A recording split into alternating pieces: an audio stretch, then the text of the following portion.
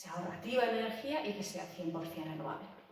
Entonces, hoy tenemos un cartel espectacular para poder hablarnos de esto, pero vamos a intentar dejar por lo menos media horita para que todo el mundo aquí pueda hablar, preguntar, que haya un poco de debate, porque en realidad hay otro debate en paralelo en esta misma ciudad y por eso estamos aquí. Y ese debate en paralelo es el del Consejo Informal de Ministros de Medio Ambiente hoy y mañana y de Energía mañana y pasado mañana. Y ahí se van a hablar de cosas súper interesantes que nos afectan muy directamente. La primera, reforma del mercado eléctrico a nivel europeo, por eso hablamos de esta mesa hoy. Y ahí, ¿qué pasa con tu factura de la luz? Con la tuya, pero también con la de las personas más vulnerables. Otro tema que sí se va a tratar también es abandono a los combustibles fósiles como nos gustaría a los ecologistas, o solo una retirada poquito a poquito, poqueta a poquet, como decimos en la Comunidad Valenciana, de los combustibles fósiles. ¿Vamos a ver el fin de los combustibles fósiles o nos remoloneamos un rato más? Otra cuestión súper importante que van a llevar es qué posición llevará la Unión Europea en la COP28, en la cumbre del clima de este invierno. Claro, la posición de la Unión Europea se va fraguando durante meses. Van a estar hablando justo en estos días de ese tema, de si realmente la Unión Europea va a llevar como posición, por ejemplo, el abandono de los combustibles fósiles, qué ambición, etcétera, etcétera. Son temas que son súper importantes y que se unen a otro que es completamente fundamental para la transición, que es la relación entre la entrada de las energías renovables, que es imprescindible, y la relación con la naturaleza y la biodiversidad. ¿Cuál es esa relación? ¿Tienen que ir de la mano? Obviamente nosotros creemos que sí. Vamos a ver si convencemos también a los ministros y a las ministras que van a estar aquí en Valladolid discutiendo de todos estos temas. Pero volvamos a esta jornada, mercado eléctrico para luchar contra la pobreza energética. Mi propuesta es, vamos a tener 3 rondas de intervenciones de 5 minutitos para cada una de las personas y después abrir al debate, a las propuestas, a las dudas, a las preguntas, aquí. Eso sí, a las 7 menos 3 minutos nos tenemos que ir y vamos a dar espacio al documental de después, ¿vale? Pues, ¿os parece? Podéis decir que sí, que no... Vamos, que podéis hacer que estéis vivos. Fenomenal. Pues bienvenidos. Empiezo por presentaros a estas personas maravillosas que han venido hasta Valladolid. Son personas que son súper expertas en transición energética y cada una de ellas específicamente en algunas cosas que nos interesan mucho hoy. Tengo aquí a mi izquierda, la del reloj, a Javier Peña, de una organización que se llama Hope, en pie por el planeta. Seguro que le habéis conocido por los vídeos estos espectaculares en redes. Él nos va a dar muchas visiones, pero la contribución para hoy es la visión de la comunicación, que estamos fallando en comunicar a las personas qué es la factura de la luz, qué pagan en ella, qué rol tienen realmente en el sistema energético y posibles soluciones. A su izquierda tenemos a Juanfer Martín, de la Fundación Renovables, y él nos va a hablar específicamente del mercado mayorista. Un poco el mercado Valladolid de la electricidad, ¿sí? ¿Se entiende? Ahí donde van a comprar los vendedores de electricidad. Él nos va a hablar de ello y cuáles son los fallos de hoy, cuáles son las propuestas, etcétera, etcétera. Y a su izquierda, Soledad Montero, que es de Ecologistas en Acción y también pues, de la plataforma por un nuevo modelo energético. Y Sole, aparte de ser una mega experta en hacerte entender tu factura de la luz, no voy a hacer publicidad en este momento, pero vamos, dejaros en sus manos, es maravilloso, pero es que además conoce muy bien la relación entre mercado minorista, la tienduca de tu barrio de la electricidad, y su precio, y la pobreza energética y soluciones para eso. Así que mi propuesta es, demos paso a estas personas que van a contribuir enormemente y después abrimos. Empiezo por Juanfer. Juanfer, ¿nos puedes dar un diagnóstico de lo que ahora está funcionando y lo que está fallando estrendorosamente del mercado eléctrico mayorista de electricidad, su implicación para la transición energética, para las personas, para la concentración de poder, etc. 5 minutos. Bueno, pues no sé si me oís bien. Hola, hola. Vale, perfecto. Perdón. Pues nada, como ha presentado Sara, muchísimas gracias por invitarnos. Soy Juanfre de la Fundación Renovables. Para que no nos conozcáis, un think tank que busca fomentar la transición energética en España, basado en renovables, electrificación de la demanda y poniendo a la ciudadanía siempre en el centro de esta transición. Bueno, pues como menciona Sara, aunque en 5 minutos el diagnóstico del mercado sea un poco complicado, porque es un mercado muy grande y muy complejo, comentaros que este mercado lleva en vigor unos 20 años en toda la Unión Europea y ahora mismo está formado por los 27 miembros de la Unión Europea y es un mercado extremadamente complejo y que requiere de muchísimo trabajo para la reforma. Nosotros desde la Fundación Renovables siempre hemos abogado por una reforma integral del mercado, eliminando el modelo marginalista, que para los que no lo conozcáis es el modelo de fijación de precios en el mercado mayorista, en el que unos ofertantes ofertan su energía y unos demandantes demandan esa energía, llegando a un precio medio en el que se paga toda esa electricidad. Entonces, ¿qué está pasando con ese sistema marginalista? Ese modelo marginalista del sistema eléctrico está fuertemente influenciado ahora mismo por los combustibles fósiles. Como hemos visto con la crisis energética de hace poco, simplemente la subida del gas ha provocado que estemos pagando precios desorbitados en el mercado mayorista y está provocando que muchas familias, cuando se traslada al mercado minorista, no puedan encender su electricidad en verano, no puedan encender su calefacción en invierno y muchas empresas hayan tenido que echar el cierre momentáneamente por esos precios desorbitados. Entonces, durante la crisis energética se vio claramente que el modelo no funcionaba, que el modelo marginalista es un modelo perverso que no funciona. ¿Por qué?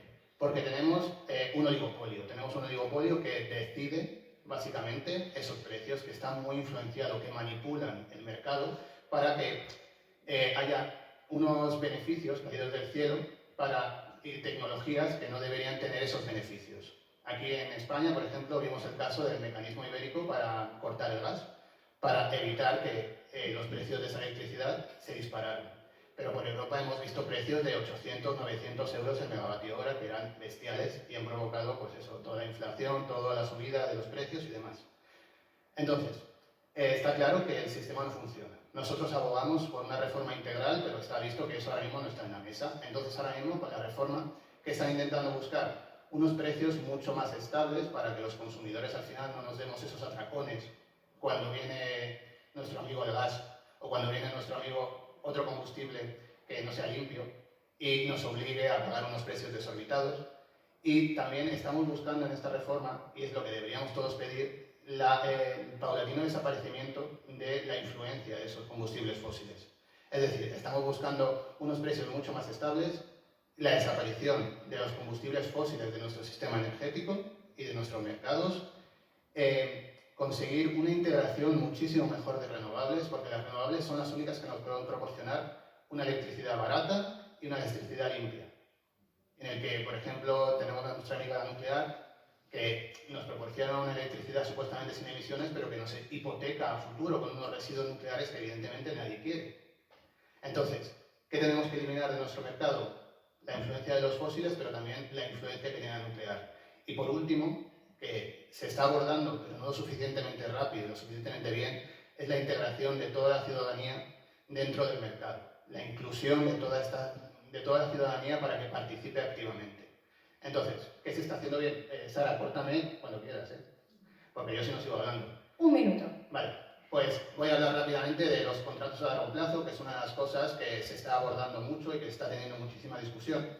Y es, al final, contratos en los que una unidad ofertante tiene un precio más o menos estable, fijo, con el Estado durante 15 años.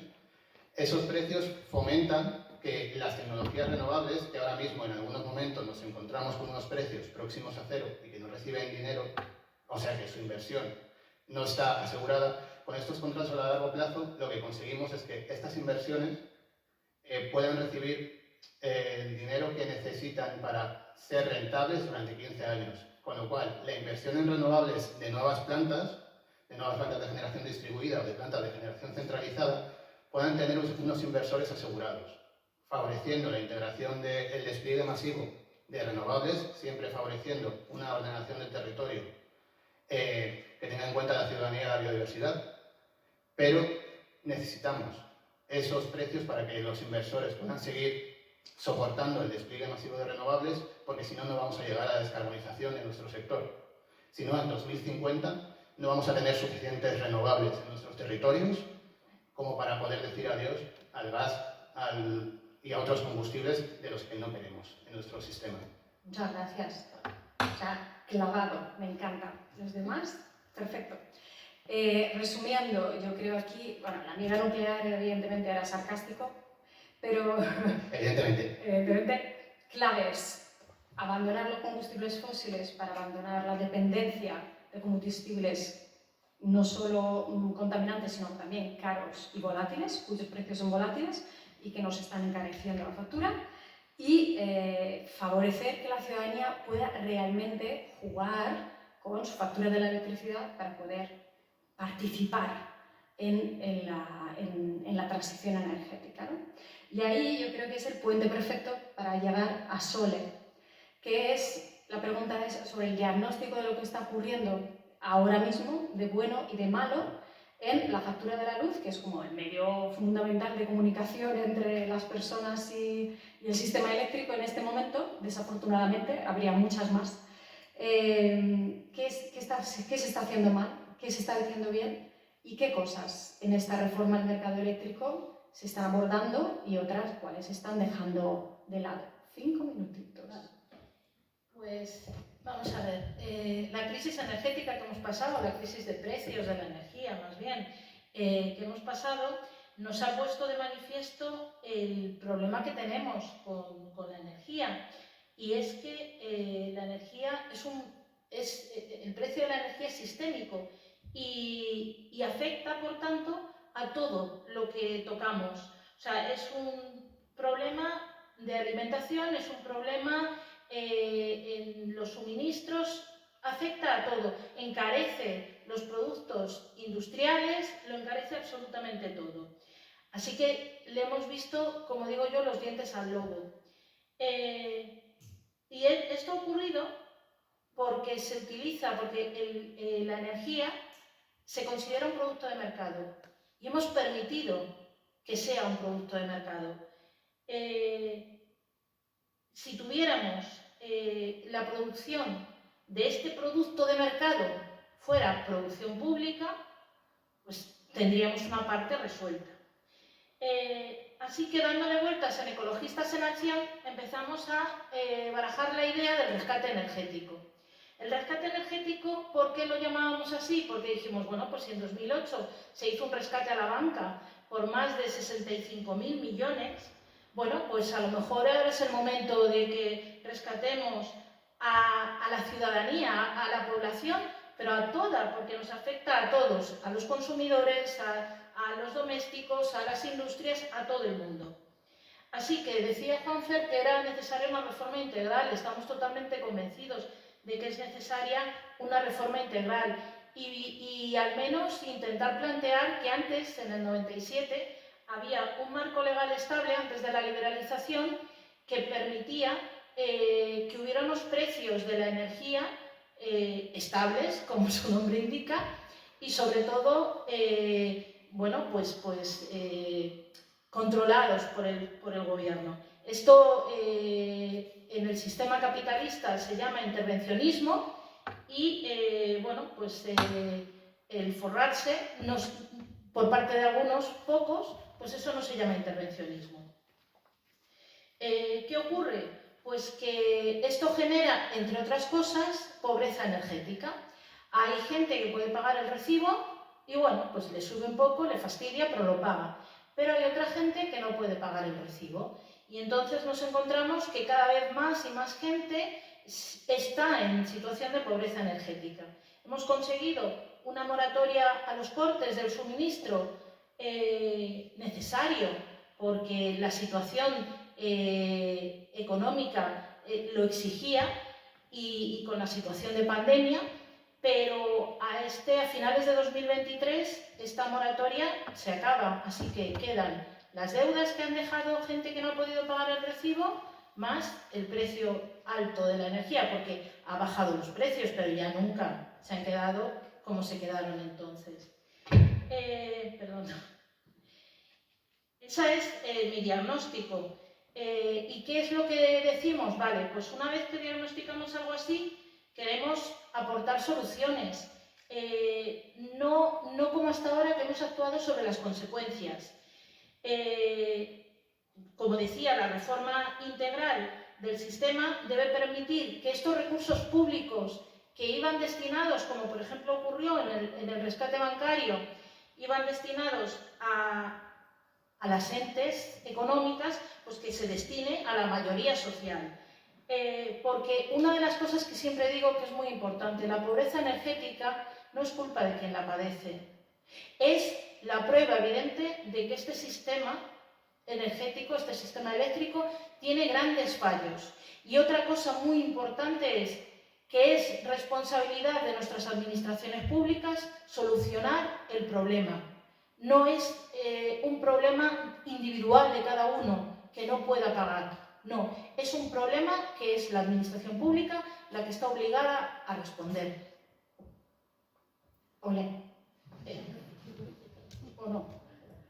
Pues muchas gracias, Sole. Si puedo resumir en 3 puntitos, yo creo que a mí en la cabeza se me queda que estáis proponiendo un rescate energético, es decir, que la energía deje de ser una mercancía y pase a ser algo público, un servicio público, digamos, que cada vez más gente está en pobreza energética, sufre pobreza energética, pero no es un problema individual, sino que es una problemática, es un síntoma del mal funcionamiento de un sistema de mercado eléctrico actual.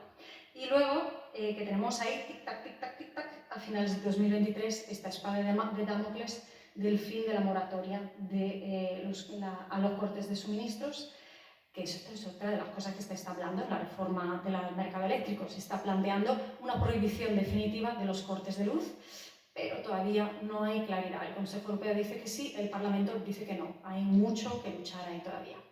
Entonces, pasamos a ti, Javier.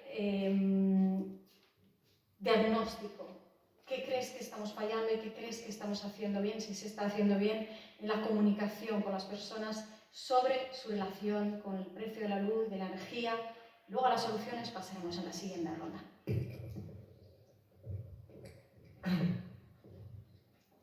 Bueno, aquí hay un punto de partida, que es se da ya la circunstancia que no se daba hace unos cuantos años, que lo correcto a nivel medioambiental es también la mejor opción a nivel económica, a nivel de país. Es decir, las renovables ya ha seguido bajando su precio, se ha desplomado alrededor de un 80-90% en los últimos 10 años, hasta el punto en el que se han convertido en la fuente de energía más económica que ha existido jamás. Entonces, se da la situación de que si esta disparidad de precios que produce que la energía solar y eólica sea varias veces más baratas que sus alternativas fósiles, que además de enfermarnos, destruir el planeta con los gases de efecto invernadero y de causar gravísimas consecuencias en los lugares de las que se extraen y tener que venir de fuera, porque aquí no tenemos ese tipo de recursos, incluyendo también el uranio de la nuclear, el despliegue de las renovables, además de ser una solución climática, nos baja el precio de la energía a todos y actúa sobre el precio de todo al final, porque el precio de la energía es uno de los principales factores de la inflación. Entonces, hemos llegado al punto en el que a nivel económico también, de bienestar directo de las personas en cuanto a pagar menos por la energía y por lo que consumen, las renovables, el despliegue rápido y masivo de las renovables es una solución que nos afecta, que nos beneficia en primera persona. Y esto es una cosa que se entiende muchas veces relativamente mal y que se comunica poco, yo creo.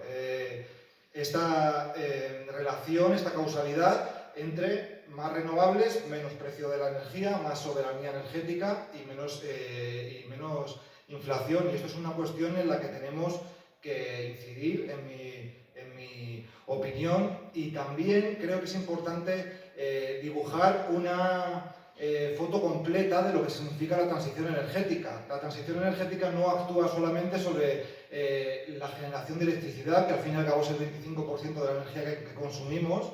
La transición energética tiene que ambicionar acabar con el consumo de los combustibles fósiles que nos están matando de forma lo más rápidamente posible. Y esto implica electrificar la calefacción, el transporte, la industria, la agricultura, y hacerlo lo más rápidamente posible. Esto nos da un objetivo muy ambicioso que también redunda en una reducción del consumo energético, porque es una tecnología superior. La combustión es una tecnología muy ineficiente que tiene enormes problemas, además de la contaminación, de despilfarro.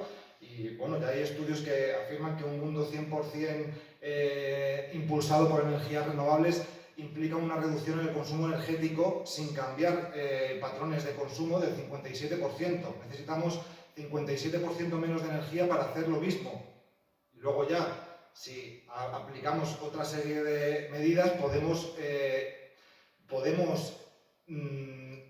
satisfacer nuestras necesidades energéticas con una producción energética alimentada por renovables muchísimo menor, ¿no? Esto es cuanto menos necesitemos, antes llegamos y menos coste tiene en su conjunto. Y yo creo que esta visión que muchas veces hace que no se entienda bien por qué hace falta tantas renovables, por qué hay que ir tan rápido, pero esto habría que hacerlo de otra forma o pensarlo más y decir todas las críticas que se le puedan hacer a las renovables en cuanto a la titularidad de las empresas, de la distribución, del reparto, que ya de por sí implica una mayor democratización, porque tú no puedes poner una central térmica o nuclear en tu pueblo, pero sí puedes poner una unidad energética o un tejado solar en tu casa, o una pequeña empresa puede montar un pequeño parque o en un polígono industrial, y está pasando ya que cada vez se va reduciendo más la concentración de la propiedad energética, lo cual es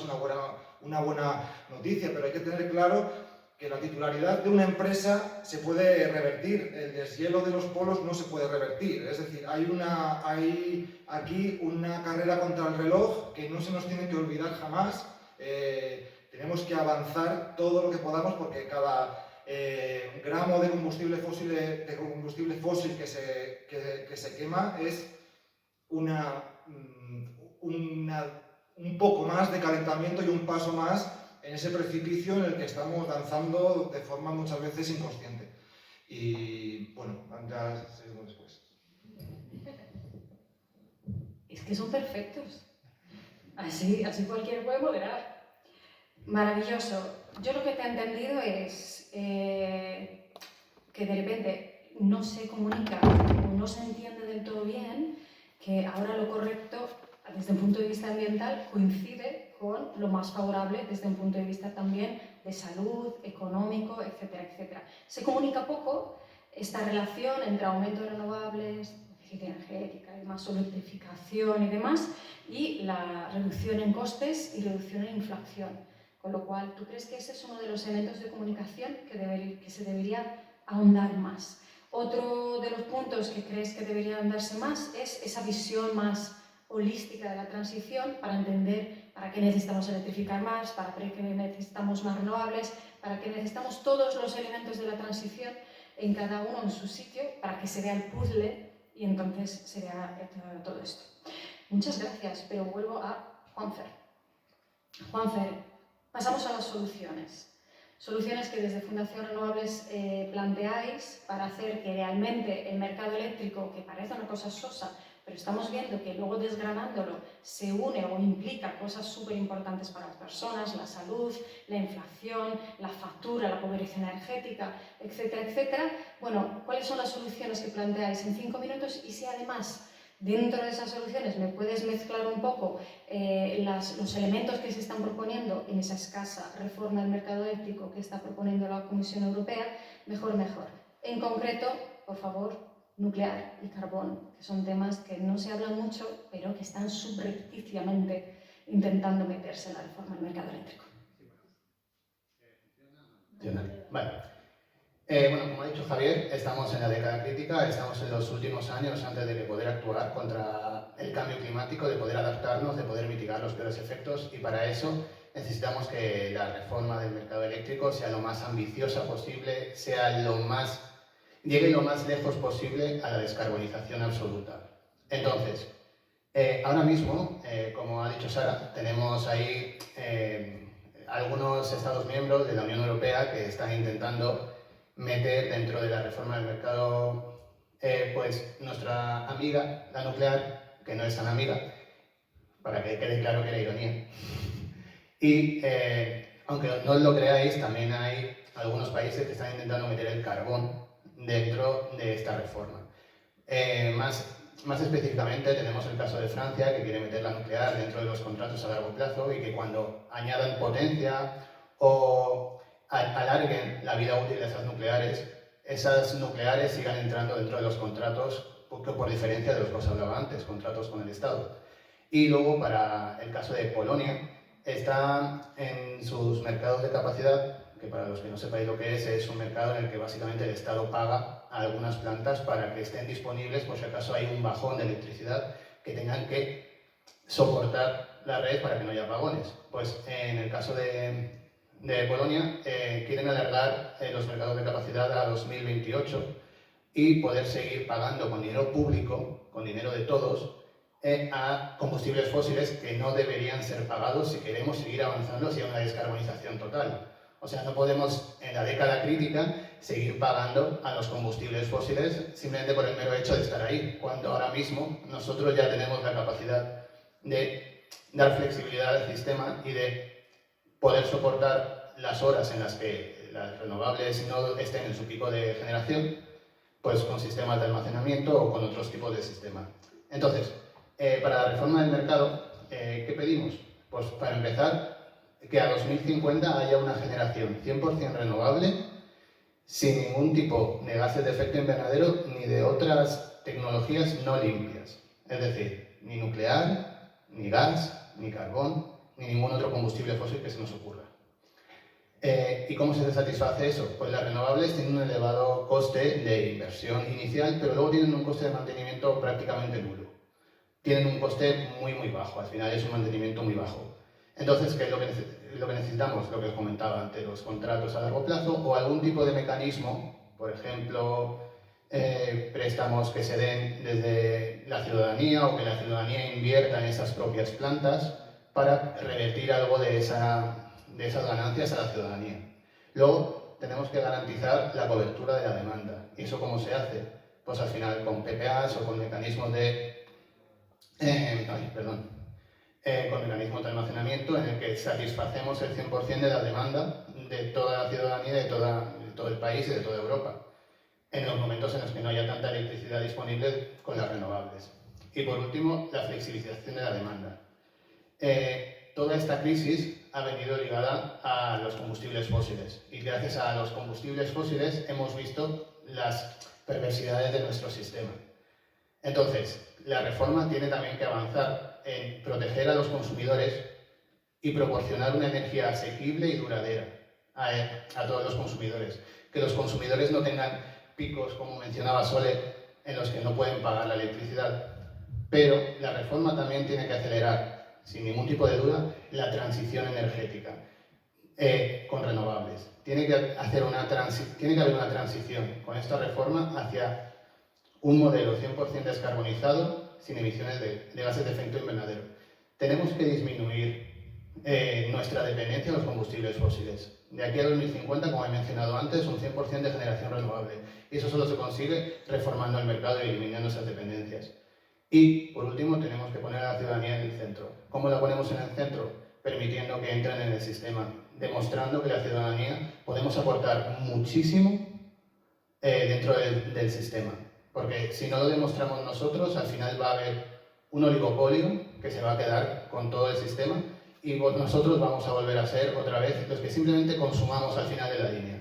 Y eso no puede ser. Nosotros debemos ser también productores de nuestra propia energía. Nosotros debemos ser capaces de entrar al sistema, de gestionar nuestra energía. Y eso solo se consigue al final pues con comunidades energéticas, como mencionaba Javier, con autoconsumo, con otros tipos de sistemas como el vehículo eléctrico y el V2P, el Vehicle to Grid. Entonces, al final lo que tenemos que garantizar es eso, la reforma tiene que ir por ese lado. No podemos seguir dependiendo de que las grandes empresas hagan todo el trabajo y luego simplemente nos repercutan los costes, porque eso no es una reforma, eso no es nada, eso es simplemente mantener el status quo que tenemos actualmente. Muchas gracias. Vale, resumiendo, yo creo que hemos detectado cuál es el mantra de la Fundación Renovables, que es necesitamos abandonar los combustibles fósiles. Creo que lo he pillado. Vale, me ha gustado el concepto de década crítica y el dinero público no puede ir a combustibles fósiles y distracciones peligrosas como lo nuclear en la década crítica para el cambio climático. Yo creo que es una muy buena definición. Y luego, para mí es fundamental proteger a las personas usuarias, garantizar energía accesible y duradera para todo el mundo y meter a la ciudadanía en el centro de la reforma. Y ahí pasamos a Sole. Sole, soluciones, el rescate energético y además soluciones interesantes para pobreza energética específicamente, más específicas. ¿Qué os gusta más? Tarifa social, bono social, aparte de la prohibición de los cortes que ya identificaste, ¿qué echarías de menos en esta reforma y qué crees que sí que está allí y podría ser interesante? Perfecto. A ver, tenemos propuestas ya, es que me froto las manos, porque hay medidas de contingencia, o sea, medidas a corto plazo que podemos usar a corto plazo y medidas más estructurales, más a largo plazo. En cuanto a las medidas de contingencia, la tarifa social. La tarifa social, me preguntaba si prefiero una tarifa social o un bono social.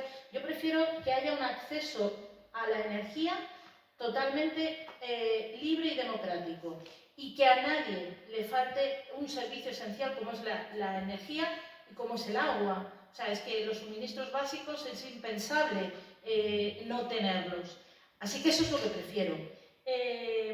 Hablamos de una tarifa social que garantice el derecho al acceso a la energía, pero también hablamos de una tarifa por tramos que lo que haga es que a los más vulnerables les llegue el primer tramo y que luego, conforme vayan necesitando o la gente vaya teniendo una demanda mayor, pues también los precios sean mayores. Hemos hecho muchos ejercicios en la plataforma por un nuevo modelo energético, en ecologistas, en los grupos de pobreza energética, que sabes que participamos, y la verdad es que no me sabría, bueno, personalmente obviamente sí, pero la cuestión es que lo importante es que se garantice el acceso a la energía, al suministro eléctrico, igual que al agua. Es importante, como medida de contingencia a corto plazo, el cambio del sistema de fijación de precios. Separar las tecnologías marginalistas, hacer que no sea posible la manipulación de precios, que sabemos que ha ocurrido. Todas las grandes eléctricas tienen su propio expediente, no necesitan el de las otras. Así que tendríamos que intentar plantearnos que lo justo sería pagar a cada tecnología según sus costes de producción, su mantenimiento, sus costes de amortización, llámame loca. Luego, pedimos también una auditoría de precios, tanto de precios de la deuda histórica que tiene el sistema eléctrico, que se llama déficit de tarifa, como los costes del sistema. Auditar si de verdad los costes del sistema están bien planteados. También, por supuesto, de lo que has hablado, de la gestión flexible de la demanda, porque deberíamos intentar adaptar la demanda a la oferta que haya en ese momento y en una oferta además renovable y autóctona. O sea, es que tenemos que cambiar el paradigma, pero al 100%. Como medidas estructurales de largo plazo, la participación pública. Participación pública en la producción que nos permitiría un mayor control de los precios, mayor y mejor, poder estar dentro para poder controlar los precios. También la gestión pública en el tema de la distribución. Sabéis que tenemos producción, distribución y comercialización. Bien, pues la distribución está en monopolio natural en manos de las grandes eléctricas principalmente, pues a lo mejor debería la distribución estar en gestión pública también. Y bueno, pues sobre eso a lo mejor tengo algunas ideas que se podrían desarrollar un poco más, porque me gusta mucho ese tema, pero si queréis más adelante. Luego, la automatización, o sea, lo que decía, una casa sin suministros no es una casa, es una caja. Y sobre todo, que el problema del bono social es que hemos hecho que el problema se lo hemos trasladado al individuo, a la persona a quien padece pobreza energética. Y entonces es él el que tiene que gestionar esa ayuda, no perdona. O sea, esto es un fallo del sistema y tendrás que ser tú el que se lo solucione.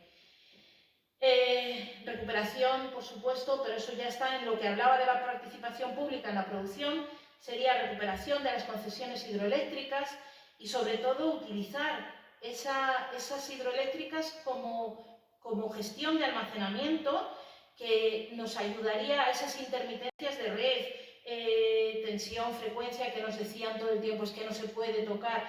Y de ahí vengo a hablar de lo de la distribución, que digo, el otro día estaba hablando con unos compañeros, Jorge Martínez y Sergio Tirado, en otro evento que teníamos, y lo digo porque fueron ellos los que me dieron esta idea y me pareció maravillosa, y claro, no me la puedo atribuir, obviamente. Decían que a lo mejor Red Eléctrica debería ser la encargada, primero debería tener mucha más participación pública, o toda la participación pública, la tiene un 20% del SEPI, nada más, pero que además participaran también y fueran los dueños públicos de la distribución. Tendría más sentido porque Red Eléctrica lo que hace es alta tensión, ¿vale? Y cuando llega a media y a baja tensión, también, porque así ayudaría a la gestión flexible de la demanda. En fin, creo que sería una idea muy buena a explorar y a trabajar. Y yo creo que ya he dado bastantes medidas. Bueno, me va a costar hacer un resumen, ¿eh? Te robo la frase, una casa sin energía no es una casa, es una caja. Entonces, recuperando todo esto, elementos de contingencia, decías, tarifa social o bono social, llamémoslo como queramos, estructurémoslos como queramos, pero que garanticemos a las personas un mínimo vital de energía. Y luego ya, pues si queremos consumir más, pues por tramos va subiendo el precio, consumes más, pagas más. Y eso es un poco el concepto, ¿no? Y luego a nivel el cambio de fijación, bueno, esto ya es estructural, el cambio de fijación de precio de la electricidad, sacando las tecnologías que son más caras y bueno, básicamente las flexibles del sistema, para que podamos pagar a cada una sus precios y sus costes, y cada una en consecuencia de los suyos, y ya está. Y luego a nivel estructural estáis planteando elementos para evitar la manipulación, que yo creo que aquí es súper importante. Ahora, en esta última ronda os voy a preguntar sobre esto, si nos importa a los tres, sobre sus opciones para evitar que la capacidad de poder que tienen unos pocos sobre los mercados, qué hacer para que realmente eso deje de ser así, ¿vale? Para las manipulaciones del mercado, y una auditoría de precios, y evidentemente la otra es la participación pública, lo que tú decías, ¿no? El rescate en la generación y en la distribución y la recuperación del hidrógeno. Última ronda, últimos 5 minutos y luego ya viene vuestro rol. No, me faltas tú, perdón. Y encima lo tengo al lado, sé que es peor, sé lo peor. Luego te invito a un café. Me he vuelto loca. Me vuelves loca con esto de la energía. Bueno, pasamos al tema de la comunicación, es decir, soluciones. ¿Qué soluciones podemos plantear para que la gente de verdad entienda de qué estamos hablando en el mercado eléctrico? Y ojalá pueda también activarse en esa gana. Sí, bueno, aquí quería comentar 3 líneas. Por un lado, es un tema que ya se ha situado como prioridad estratégica europea y que se suele, bueno, que no está tan presente como debería estar, la presión de los movimientos sobre la aceleración del aislamiento térmico de las viviendas y la electrificación de las calefacciones. Que esto es una cuestión. La Unión Europea ha identificado un reto estratégico que es dejar de depender de las importaciones de gas, por todo lo que ya hemos visto de cómo hace tambalear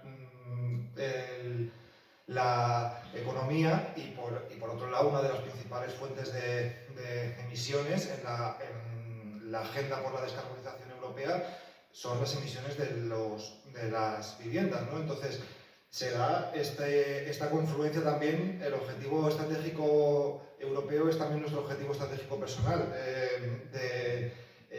Estas subvenciones para el aislamiento energético y la electrificación de la calefacción, que para que ocurran tienen que tener mucha financiación pública y en algunos casos ya llegan al 100% según el nivel de renta y la cantidad de ahorro de emisiones obtenida, pero aún tiene muchos problemas y muchos filtros, están mal planteadas y son poco accesibles, pero creo que es un tema que debería ser punta de lanza para entender también de lo que va esto. Tenemos la capacidad de aislar nuestras viviendas y reducir nuestro consumo energético, nuestra necesidad energética y por tanto tener muchas más opciones a la hora de pagar la energía que necesitamos, porque podemos llegar a necesitar un 85% menos, dejando de calentar el barrio y calentando solo nuestra casa, que es lo que está pasando ahora, y con la electrificación de las calefacciones también. Las bombas de calor consumen 4 veces menos que las calderas de gasoil, y si se instalan paneles solares, de repente pasamos a estar en otra posición en cuanto al consumo energético, porque se reduce a una factura realmente ínfima comparado con lo que tenemos hoy. Y esto es también autonomía, es independencia y a nivel general es soberanía, y es una cuestión que tenemos la capacidad de empujar y de acelerar y de conseguir mejores tramitaciones, que se adelanten y que se financien las obras para que no las tenga que pagar solamente el que puede adelantar el dinero, sino que sean mucho más accesibles y que sean impulsados de forma general. Por otro lado, el tema de las comunidades energéticas, que yo creo que es una forma en la cual se entiende muy bien en qué me beneficia a mí esto de la transición energética. Por poneros un ejemplo, yo estoy participando en mi pueblo, que es un pueblo de la Sierra de Madrid, y se lo cuento a la gente y es que parece mentira lo absolutamente beneficioso para cualquier persona que es. Es un proyecto montado con el ayuntamiento y con, en principio, 500 hogares, cuyo coste general va a ser de 3 millones de euros para alrededor de 3 megavatios. Una parte la va a aportar una subvención y la otra, como tenemos el consumo garantizado, se va a pedir un crédito a una entidad bancaria para que nos adelante el dinero que nos falta, y vamos a adueñarnos de nuestra energía con una empresa a la que le vamos a pagar la luz, que somos nosotros mismos, que es una asociación sin ánimo de lucro, que nos quitamos los costes de la tarifa fija, que sin inversión inicial empezamos a pagar un 30% menos mientras vamos pagando el crédito para comprarnos toda la infraestructura que vamos a construir con baterías y paneles en todos los edificios del pueblo, y que una vez que pagamos la deuda, a los 6-7 años empezamos a pagar un 80% menos, y somos dueños de nuestra empresa energética, que encima es sin ánimo de lucro, y si tiene beneficios tiene que reinvertirlos en proyectos sociales y puede fijar normas internas para evitar la pobreza energética y garantizar la viabilidad de las familias que forman parte.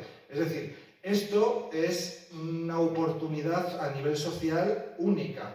¿Cuál es el problema? Bueno, pues esto es un tema que tenemos que escalar todo lo que podamos, Y luego hay un tema de magnitud y de calculadora. ¿Va a ser todo el mercado eléctrico y energético gestionado por comunidades energéticas?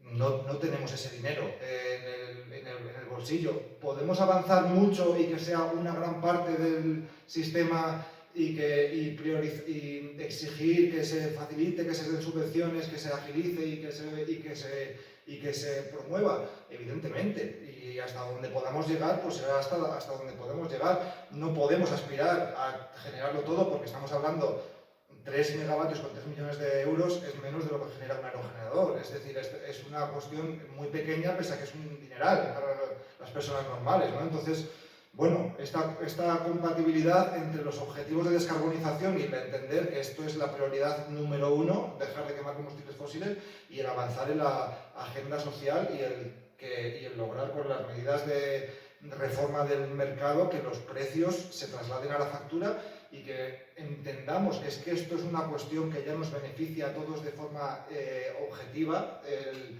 dejar de depender de países, de terceros países que nos tienen en sus manos con las importaciones, dejar de destruir nuestro planeta y empezar a pagar menos por la energía que se fabrica y que se genera en nuestro país. Esto es una cuestión que yo creo que puede suscitar apoyos muy grandes si se traslada así y se consigue comunicar así.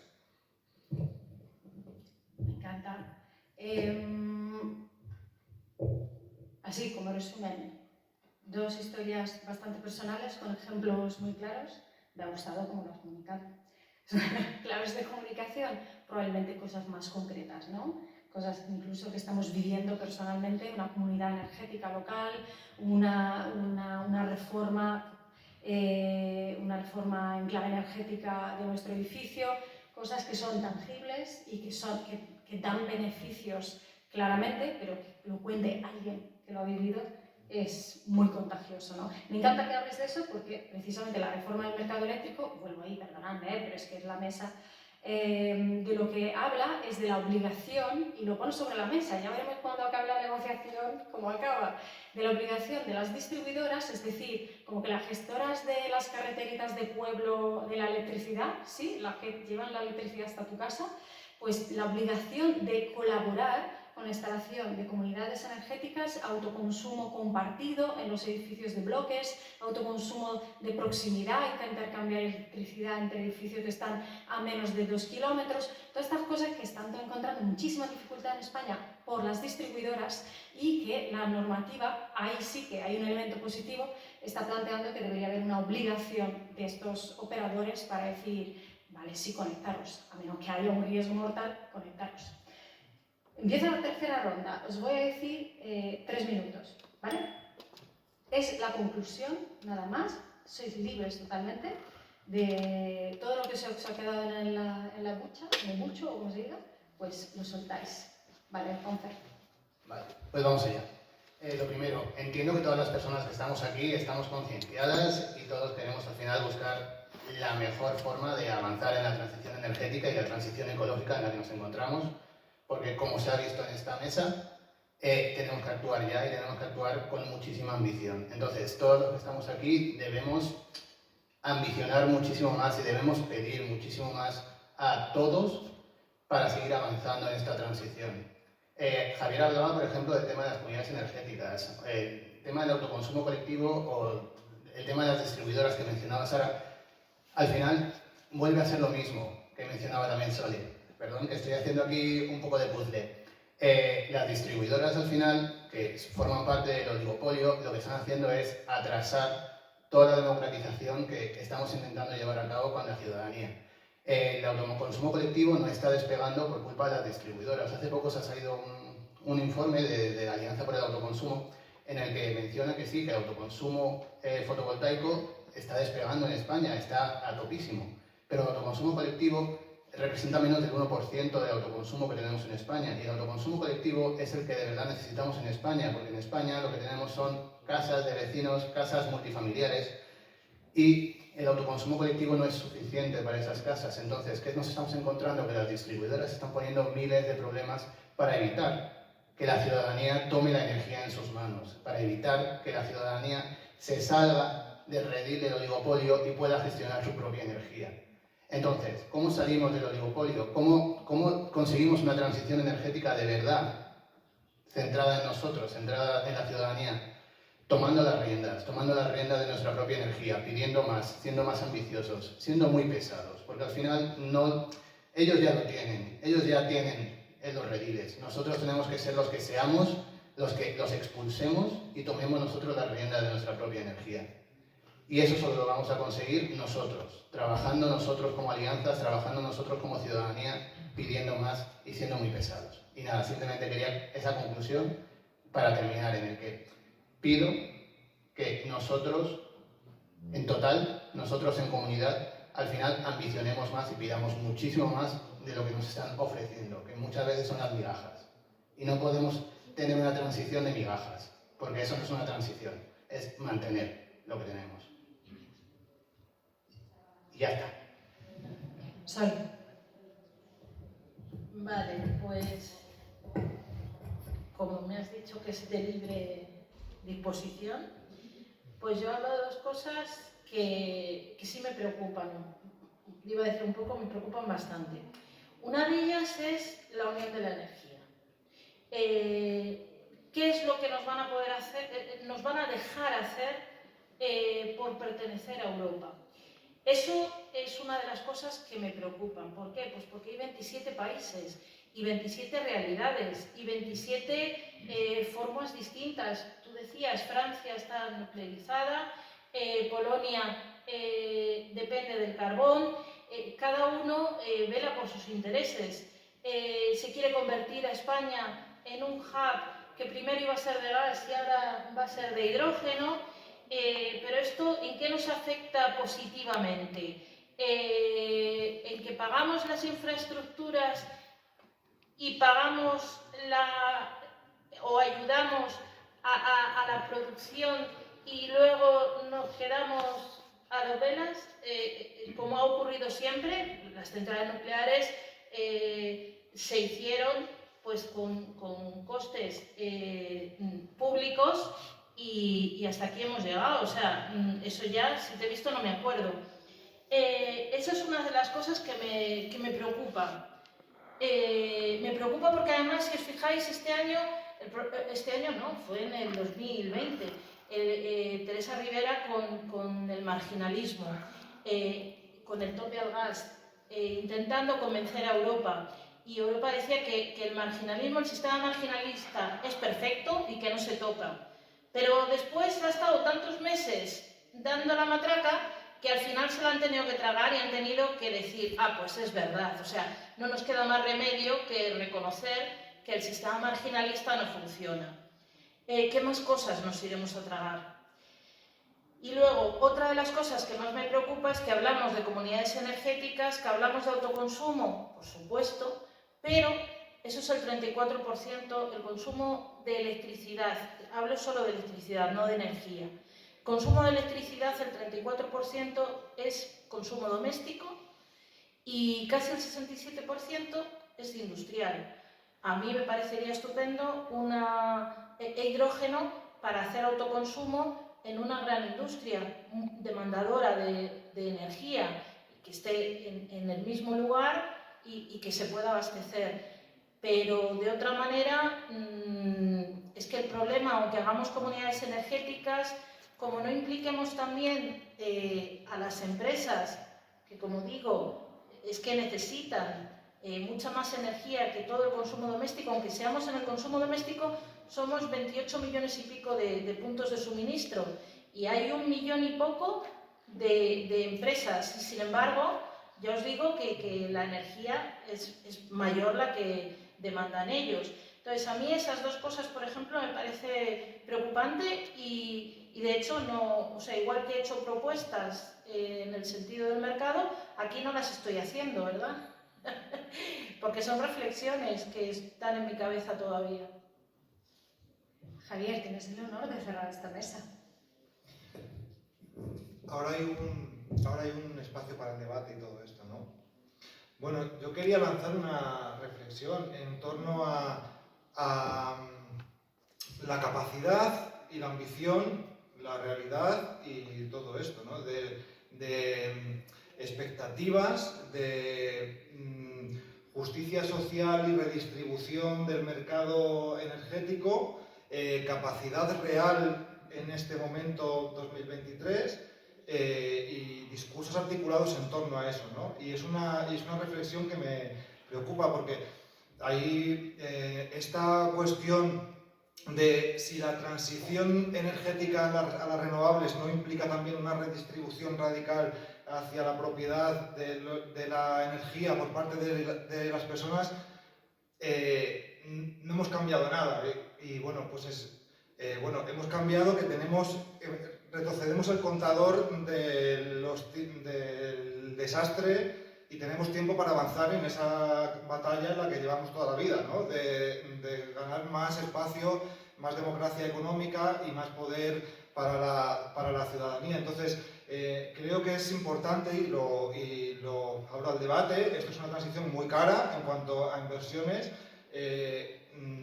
El dinero no puede estar solamente en comunidades energéticas o en ciudadanía porque no tenemos tanto dinero, hace falta inversiones multimillonarias que podrían ser empresas públicas, podrían ser empresas privadas, podrían ser fondos, pueden ser mil opciones, pero es un tema que hay que insistir mucho en la reforma del mercado eléctrico para que la disminución de costes de la propia tecnología se traslade directamente a las familias para que suponga una ventaja directa ya de partida, pero esta cosa de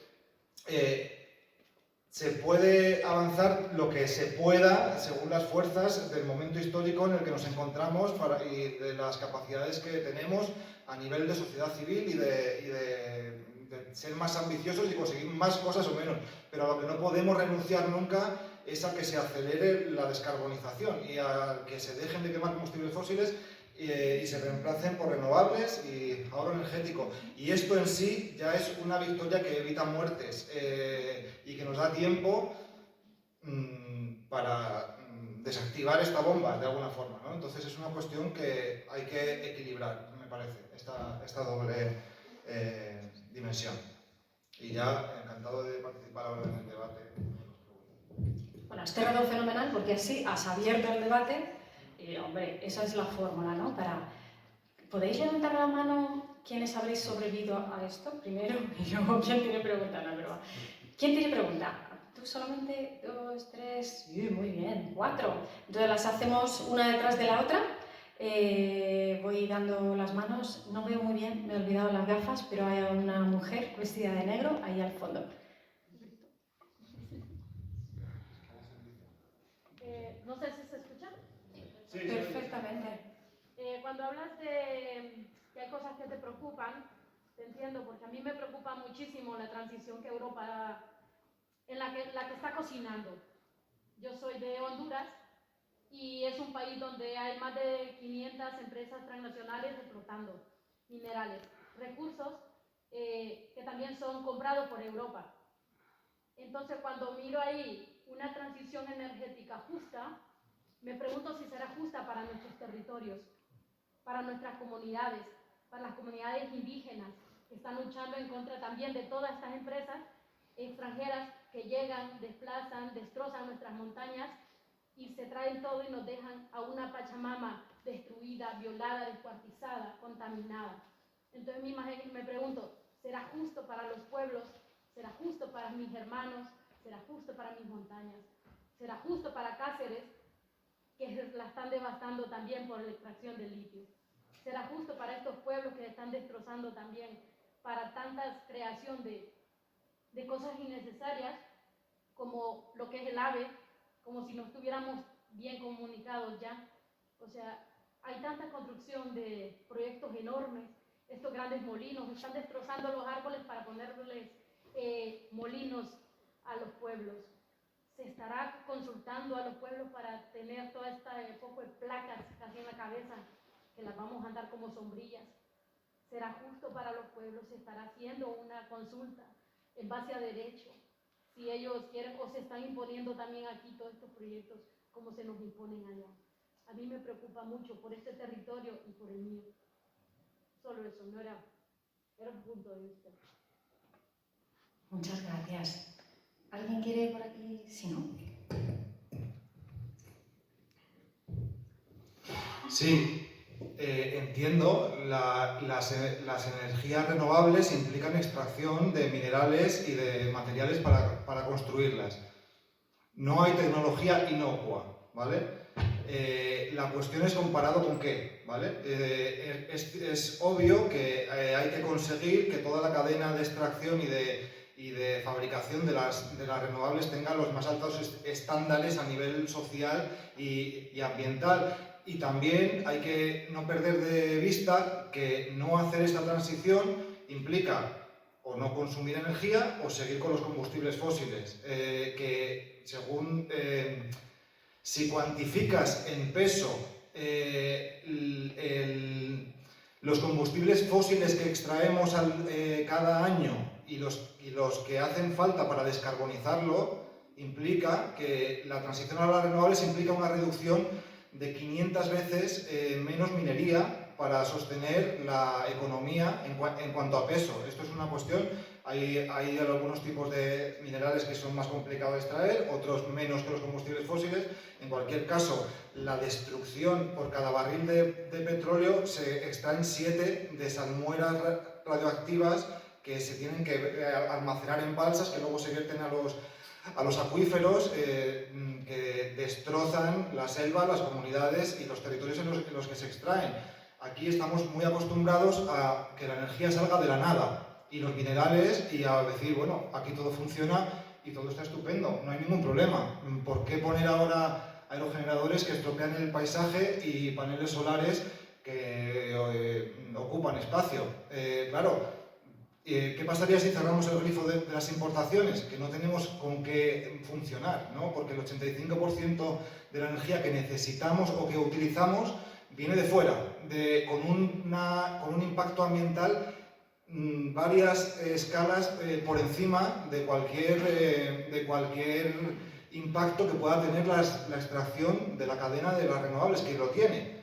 Aquí hay una cuestión también que nos brindan las renovables, es que son al contrario que los combustibles fósiles, no son de extraer y quemar y volver a extraer y volver a quemar, sino que son dispositivos que capturan la energía del sol y del viento o que la almacenan en baterías, cuyos componentes luego se pueden reciclar. Ya en la Unión Europea ya es obligatorio el reciclaje y se pueden extraer esos materiales para volver a fabricarlos cuando se tengan que hacer, cuando se estropeen o cuando haya que renovarlos, sin tener que volver a extraer minerales. Entonces esto es una decisión. Cuanta menos energía necesitemos y seamos capaces de funcionar con menos energía, menos tendremos que generar extracción y un impacto que se tiene que regular para que sea el mínimo posible. Pero desde luego no hay tecnología inocua. El litio lo utilizamos, yo prefiero que esté cuanto más cerca mejor la extracción, porque va a tener más garantías sociales y ambientales que si viene de cualquier otro sitio. Entonces, bueno, aquí también una reflexión, no en el caso en concreto de Extremadura, que desconozco la circunstancia en concreto, pero nos tenemos que acostumbrar. Si queremos litio, tendremos que tener litio. Mejor que venga todo de fuera y, bueno, y nosotros estar aquí muy contentos, ¿no? Y luego el impacto que tienen las renovables sobre la biodiversidad y sobre los pueblos es perfectamente compatible con la conservación de la biodiversidad, con la integración. Los campos solares, la forma más económica de gestionarlos es creando praderas que se gestionan con ovejas y que si vienen de una agricultura intensiva suponen al final una ganancia neta en biodiversidad, porque no tienen ni destrucción del suelo, ni herbicidas, ni pesticidas. Entonces se convierten en un refugio si se gestionan bien, y cada vez se gestionan mejor y se puede conseguir que se gestionen mucho mejor aún. Y con los aerogeneradores igual. Es una cuestión de qué queremos, cuánto estamos dispuestos a reducir. Pero ninguna energía es inocua. Pero la mejor opción que tenemos para seguir consumiendo energía de largo son las renovables. Esa reflexión. Si quieres añadir algo. Sí, yo solo quería añadir que el problema que me dices, que también me preocupa, por supuesto que me preocupa, viene principalmente por las grandes empresas. Las grandes empresas llegan y donde llegan arrasan y llegan a ganar dinero, no llegan a ninguna otra cosa. Entonces, la única solución que tenemos a este problema, de hecho, está ocurriendo en Latinoamérica, pero también está ocurriendo cuando traemos combustibles fósiles, cuando traemos gas, cuando traemos de otros países. Mirad lo que está ocurriendo en Ucrania, lo que ocurre en Rusia, lo que ocurre en otros muchos países, y es porque el dinero permite que utilicemos a las personas como esclavos y que utilicemos los territorios como basureros. Obviamente, una solución o una luz al final del túnel puede ser de lo que estábamos hablando, de las comunidades energéticas, de la participación ciudadana, de la participación pública, de que la gente entienda qué es la energía, para qué sirve. Antes de cualquier infraestructura nueva en hidrógeno, por ejemplo, lo primero que tendríamos que hacer es optimizar nuestros recursos y que ese 34% de consumo doméstico de electricidad del que yo hablaba se reduzca a una cuarta parte o una décima parte, y que el 67% de la industria que decías, hay muchísima industria que produce objetos que no necesitamos, evidentemente, obviamente, o sea, ese canibalismo obviamente es otra de las cosas que tenemos que intentar acabar. Por eso, antes que nada, eficiencia. Y si una empresa, una gran demandadora de energía, una gran industria demandadora de energía, tiene que tener autoconsumo propio. Eso es importante, y que ese autoconsumo sea renovable, se busque las castañas. Muchas gracias por traer esta conversación a esta sala, es fundamental. Una de las maneras, yo creo que también a nivel de mercado eléctrico, volvemos un poco a esta mesa, es dejar de valorar la electricidad solo por lo barata que es. Estoy hablando de los mercados, no como personas, ¿no? En los mercados, y se valore no tanto su baratez o baratitud, o no sé cómo se dice en castellano, sino por la capacidad de generar prosperidad en toda su cadena. Y eso es una parte fundamental, fuera de Europa, pero también dentro de Europa, porque las renovables tienen esa capacidad que tú mencionabas de volver a traer aquí lo que hemos externalizado durante muchos siglos. Y entonces aquí por fin podremos ver cuáles son las dificultades de poder abastecer todo nuestro consumo de energía, y la necesidad de traer esa conversación de que no solo vale el precio, sino el valor. Había otras 3 preguntas, tenemos 15 minutos. ¿Qué tal os parece si las reflexiones y las preguntas las lanzamos las 3 y aquí luego contestamos? ¿Bien? Vamos desde atrás hacia adelante. Estás tú, eres el último, sí, la última fila. Sí, buenas tardes. Yo un poco, una reflexión que me lleva luego a haceros una pregunta. Claro, en la mesa estáis organizaciones que entiendo que vuestra interlocución está en el ámbito nacional o internacional, lo tengo claro, ¿no? Pero ahora yo voy un poco a la reflexión en el ámbito local. Yo pertenezco a la ejecutiva de la Federación de Asociaciones Vecinales Antonio Machado en Valladolid, y entonces la verdad es que las reivindicaciones de las asociaciones, de los vecinos, pues vemos que en unos años han pasado de reivindicar el asfaltado de una calle o de acondicionar un parque, que lo seguimos haciendo, a otro tipo de reivindicaciones, digamos, más globales, que muchas veces coinciden con otro tipo de organizaciones, ya sea Greenpeace, ecologistas. Entonces, bueno, pues yo un poco lo que os digo es, la Federación Vecinal Antonio Machado, ya desde hace 4 legislaturas, diseñó lo que denominamos Carta Ciudadana, que es un pacto con la ciudadanía de Valladolid, de aquellas organizaciones políticas que se presentaban a las elecciones municipales. Es decir, nuestro interlocutor, por lo menos a nivel de ciudad, es el Ayuntamiento de Valladolid. Sí que es verdad que luego pertenecemos a organizaciones de ámbito comunitario y de ámbito nacional, como Sabecal y CEA, pero digamos que de alguna manera lo que quiero transmitir es eso, que las reivindicaciones vecinales están un poco cambiando el ámbito de de esas actuaciones que os he dicho a otras de un poco más globales, buscando pues eso, una transición energética justa que tiene que pasar por la participación vecinal, o así lo entendemos. Y en ese sentido, los partidos políticos que se presentaron en las últimas elecciones, hace prácticamente 4 semanas a Valladolid, firmaron varios apartados de las 86 propuestas que va en ese documento, en esa Carta Ciudadana. Hay 5 que hacen referencia a temas energéticos, a temas medioambientales. Pueden parecer pocas, pero la verdad es que hay 10 apartados globales. Entonces, yo un poco la pregunta que os hago es si desde vuestras organizaciones de ámbito nacional e internacional sentís el respaldo de esas asociaciones vecinales que se están preocupando por estos temas. Si realmente os llega esto que estoy manifestando, porque a lo mejor dices, bueno, están a otra cosa, fiestas, festejos y demás. Esa sería un poco la pregunta. Si os llega ese feedback, esas actuaciones que estamos haciendo. Y si no os llega, pues habrá que intentar comunicar mejor por parte de nuestra. Muchas gracias. Había otras 2 palabras. Adelante. Las energías renovables, en concreto la fotovoltaica, produce más energía en las horas centrales. El caso, y por lo tanto, ahí nos favorece reducir las emisiones de gases de efecto invernadero, porque no tenemos que meter los ciclos combinados o demás. El caso es que en el mercado, ahora mismo por parte de las distribuidoras, están haciendo constantemente campaña y han captado muchísima gente para hacer contratos de tarifa plana. Esos contratos de tarifa plana favorecen que la gente consuma en horas fuera de las centrales. Y ahí no hay que hacer nada. Muchas gracias por traerlo. Veo aquí mucha gente que quiere entender. ¿Me faltabas tú? Sí.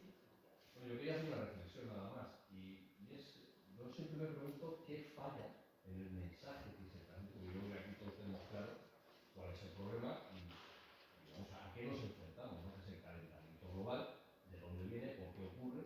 El mensaje es claro. Pero ¿por qué al final los que llevan contenedores son los chalecos amarillos? Yo es que no entiendo qué nos falla en el mensaje, que no somos capaces de transmitir la gravedad de la situación y sin embargo cuando alguien sube en el gasoil sale a querer llevar contenedores y disparar a los policías.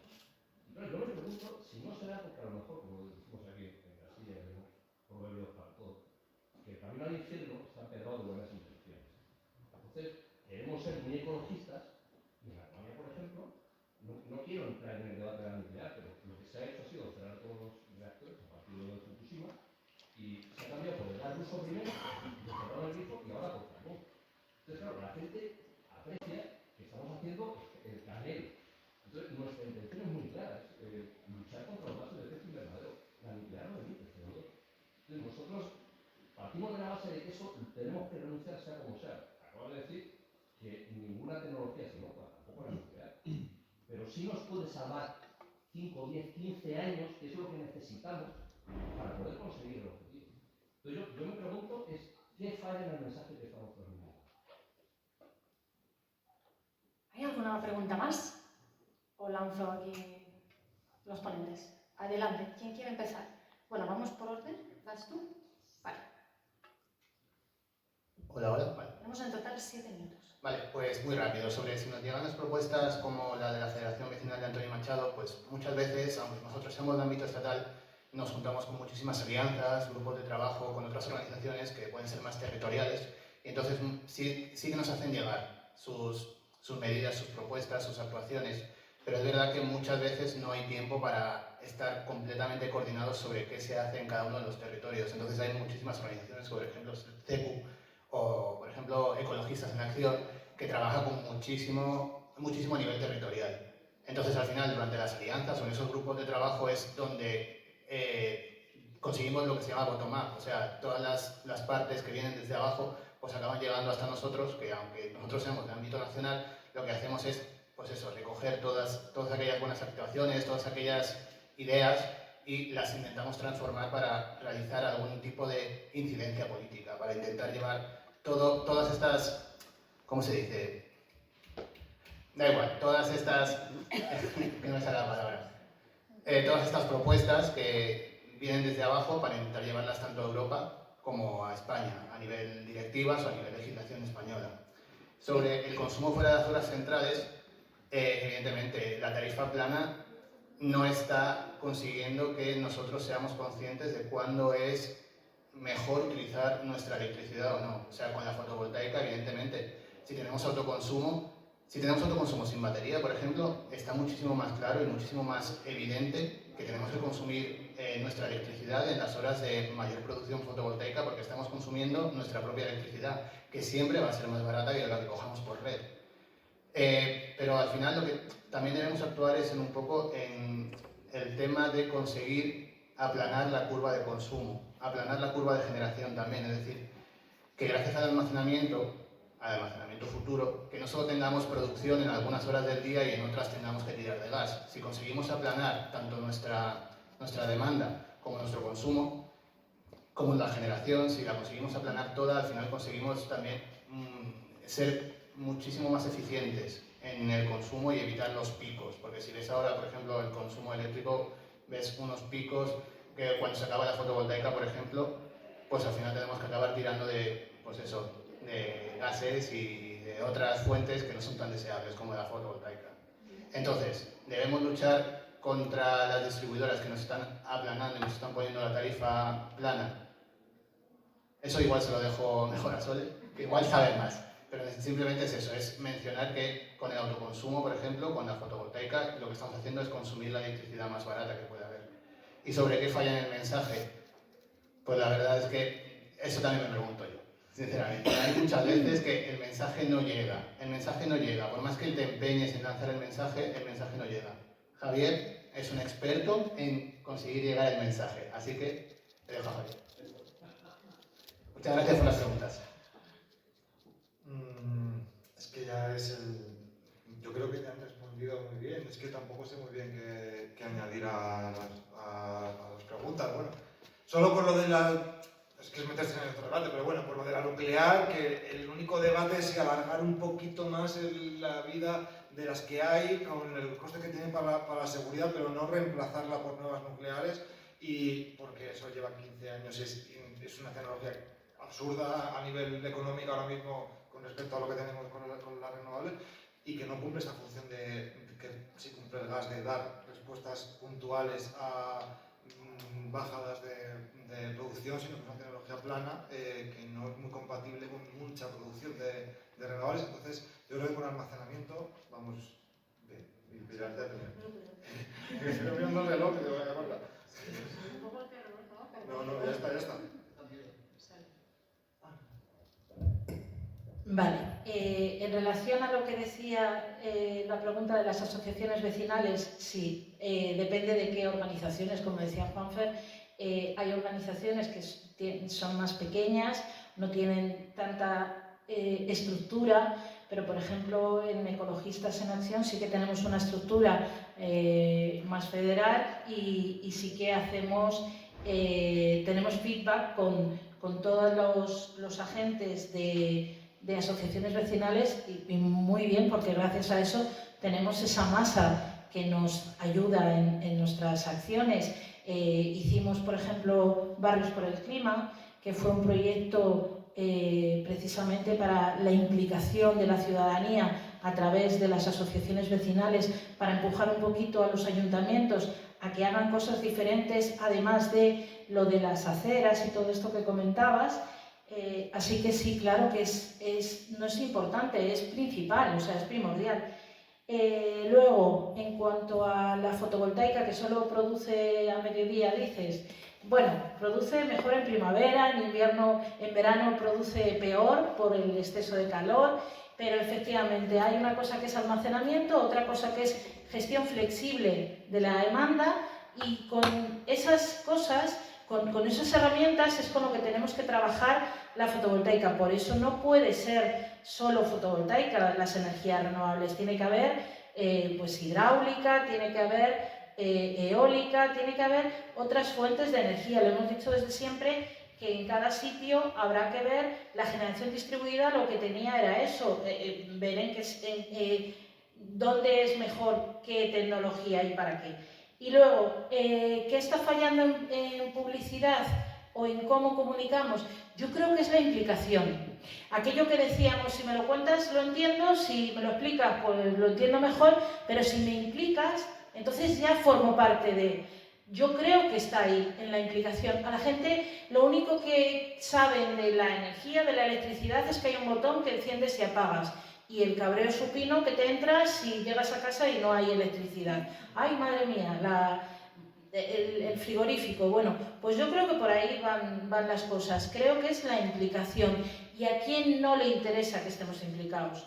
Os recuerdo el peaje de respaldo, yo recuerdo el impuesto al sol aquel para que no pudiéramos autoproducir nuestra propia energía. Pues yo creo que ya sabemos todos quiénes son los que no les interesan. Bueno, yo quería agradecer muchísimo, no solamente a vosotros que estáis aquí con nosotras, incluso a la que habéis llegado para el Cineforum que llega ahora y estáis escuchando un poco de mercado eléctrico. Agradecer mucho a Sole, Juanfe y Javier que hayan estado aquí con nosotros compartiendo su experiencia y naturalmente a los agustinos que nos están acogiendo aquí hoy con esta sala súper espectacular. Solamente yo creo acabar con una frase que es que hay que ser muy pesados, como bien dice Juanfer, y no conformarnos con las migajas de la transición energética, porque es que realmente tiene beneficios muy interesantes y el mercado ahora mismo no es capaz de darnos algo más respecto a las migajas, y ahí está donde creemos que tenemos que luchar, no solamente para unos pocos, sino para todas las personas, las que más pueden y las que menos pueden. Pues muchísimas gracias y recordaros que mañana a las 5:30 hablamos de cómo podemos implicarnos de manera más práctica todas y cada una de nosotras en la transición energética. Muchísimas gracias.